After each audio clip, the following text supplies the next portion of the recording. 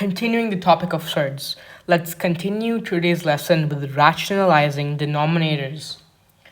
So this is a very basic topic, and the mathematical formulas and approaches to solve these rationalizing questions are really simple, only gathering a small bit of multiplication and a few other operations. To start off, I'd like to bring out a small concept and a small question to start off with. So for instance, if we have a question that states, rationalize 3 upon root 2. The first thought you have in mind is, what do we do here? So the steps follow by. For this referred example, there are multiple versions of rationalizing denominators, like conjugate pairs and so on, but that would be thought a bit more later on. For this referred example, if we have a root denominator just with a value here, we are eligible to multiply this. So multiply it with the numerator and denominator itself. So you'd expect you'd expect a multiplication such as 3 upon root 2 multiplied by root 2 upon root 2. So that's a format. It's pretty simple. It's very straightforward after you get the formula. And then you have a simplified outcome with all these numerator and denominator multiplied. You'd be having 3 root 2 upon root 2 whole squared. Let's simplify it even more. So 3 root 2 stays just like that. However, root 2 whole squared is simply root 2 times root 2. And in the previous lessons, as we've stated, root 2 or any other root values multiplied by itself gives you the whole value itself, remaining root 2 times root 2 to be 2. So in this case, this is the utmost simplified form of 3 upon root 2. So we've just basically rationalized this fraction into this. Now I'd like to do a different example. Let's do root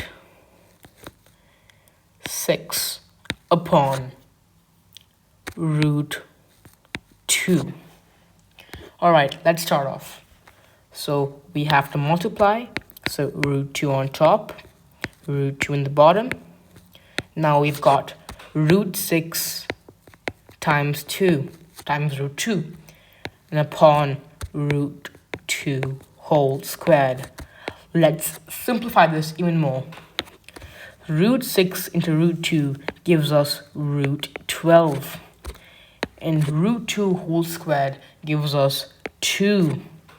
Now let's see if we can simplify the numerator even more. So we have root 12. I'll put this aside. So root 12. Any squared value multiply to get a value of 12. Yeah, 4 and 3.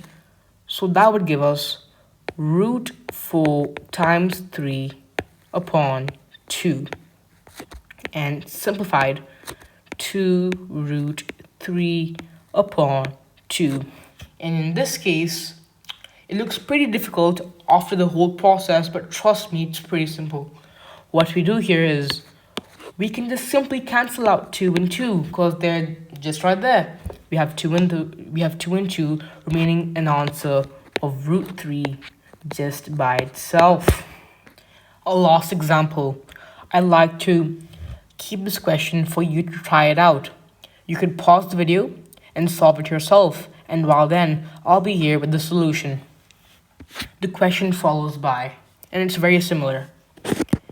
Root 11 upon root 5. The solution. Times by root 5 upon root 5, as we're multiplying the root in the denominator. Simplified, we have root 11 times 5 upon root 5 times root 5, root 55 upon 5, upon root 25 giving us a solution of